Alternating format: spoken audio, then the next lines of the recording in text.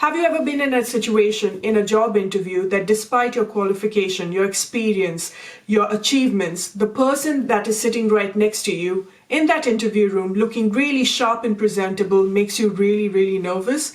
And more so often, that person actually nails the job. No? Well, I know of many who have gone through that. And that person sitting next to you, despite the knowledge and experience in comparison to you, all they do is portray an impression of self-confidence and being strong. And at times, companies do regret hiring the person that just looks good on the outside but lacks an experience and knowledge. You know, the complete package that they were promised.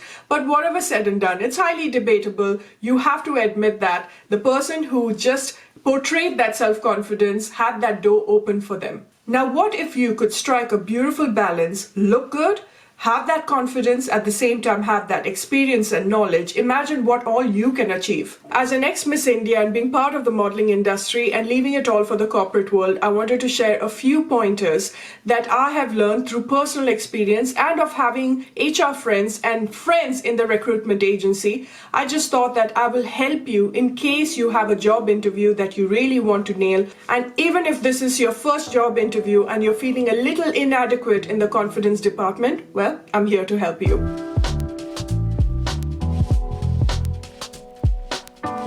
Hi everybody, welcome back to my channel. My name is Shweta Vijay and today we have a very different video, as you can see by the title and from my introduction. This is something that I have been thinking of doing for a very long time. I get a lot of questions from people asking me, how do you speak so well? How do you face the camera so confidently? And I remember attending an event where people were like, how do you carry yourself so well? These are all tricks of the trade that I have learned on being part of the glamour industry and also for training for my international pageant, where I had experts grooming me, because over there in the international pageants you meet delegates, you meet politicians, you meet so many people from various fields of life, so you really need to be that confident, very poised, very calm. So I just thought that I would share my knowledge over here, not only for a job interview but for anything in life basically. If you want to achieve something, I'm here to help you, or groom you rather. So let's get started. Number one rule, fake it till you make it, or fake confidence till you make it. There are very handful of people in this world that are born confident, but if you are not one of those, then you really need to practice being one.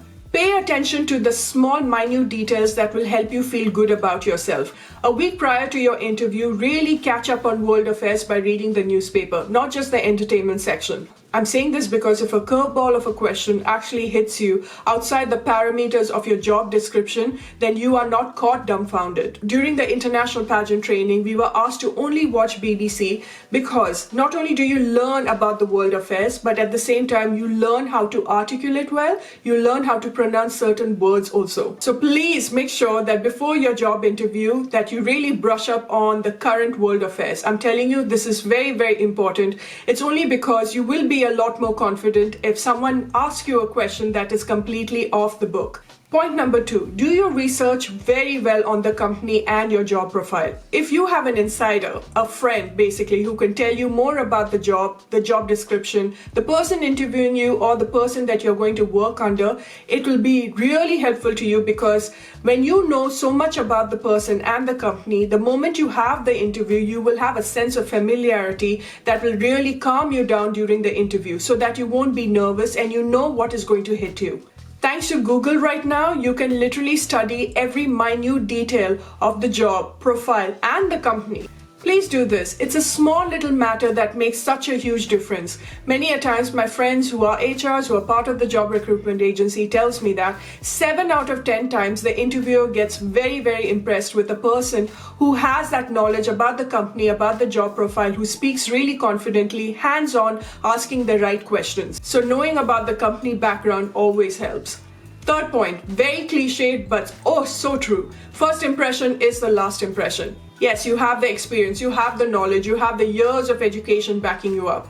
But if you walk into that room with a very bad posture, looking very submissive and at the same time not dressed to the mark, it's all downhill from there. You actually come across as a person who is not a go-getter and a little lethargic. A teaspoon of aggressiveness is what the interviewer looks at, not cockiness. There's a huge difference between the two. Good posture is everything. Practice it. Sit straight, walk straight, put a book on your head while you're walking, put a book on your head while you're sitting, look at the mirror, eye-to-eye contact, ask yourself all the relevant questions that you're actually afraid to answer. For example, if a question arises, where do you see yourself in 5 years? Don't go, oh, I don't know, as long as I'm in a good position. That's not the right answer.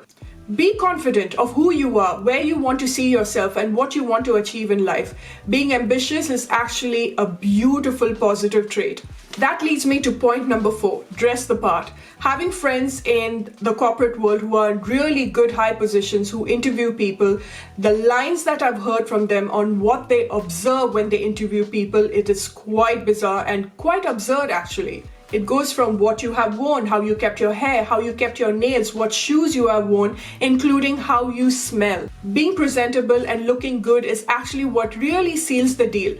Plan your wardrobe a week prior to your interview. Don't do anything last minute. So this takes me to point number 2, where when you do your research about the company, you can dress for the part.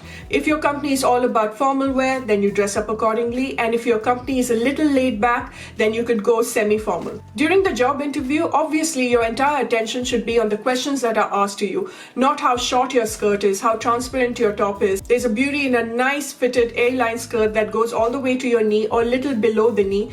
A crisp white shirt and a fitted trouser makes such a statement, and if you're wearing heels, make sure it's not party high heels.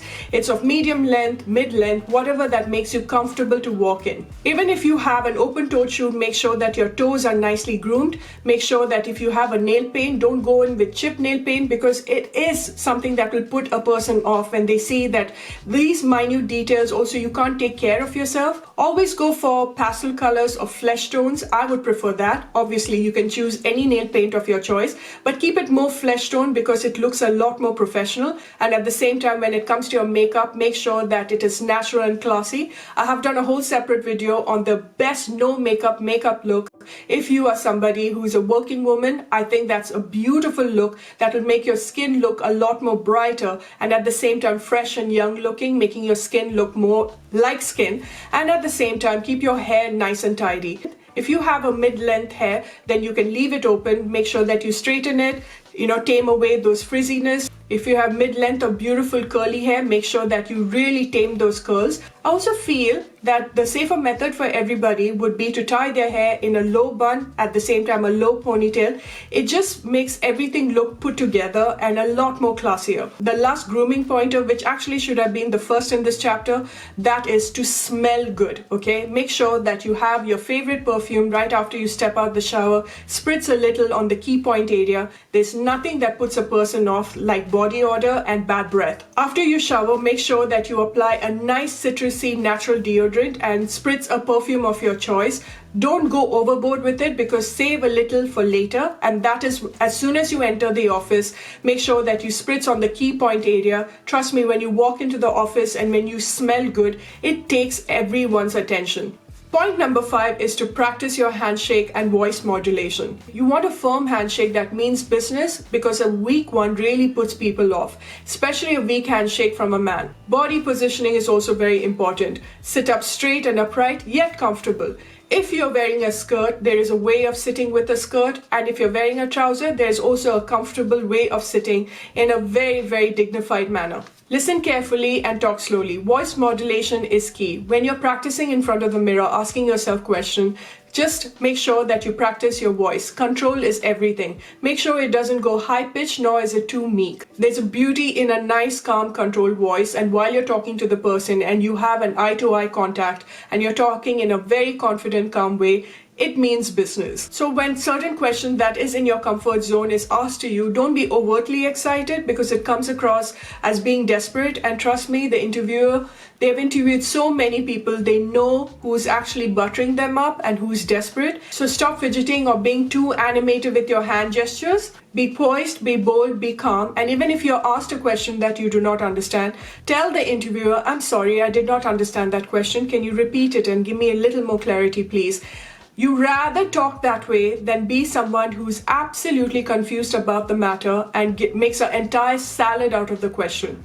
Even if the topic of salary arises, be extremely confident in what you want. Don't go, oh, I'm expecting something in between this and that. Don't give them an in between because that gives them a platform to negotiate. Have a good balance in between being interactive and a good observer and a listener. A person that gives an interviewer a solid number comes across as a person who is a little more confident about their job profile.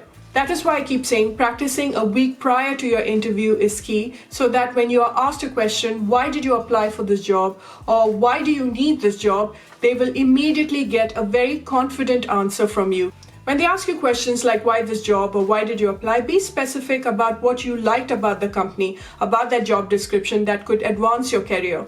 Tell them something that you noticed about the job title and how this could actually help you. This is what you have been looking for. Small little matters like this, when you talk really nicely and calmly, it makes the person take notice that you actually want to give it your best shot. So that's it, you guys. These are tips and tricks that I've learned from personal experience, and this is just not something that applies only for the corporate world. It applies for every interview in life. This is something that I even incorporate for my interviews when I go for my brand meetings and I'm feeling a little bit under pressure, a little bit overwhelmed. I remember all these pointers and I really take my interview or my meetings very seriously. And do leave your suggestions as well in the comment section on what other topics you would like me to cover where self-grooming is concerned. And I shall see you when I see you. Bye for now.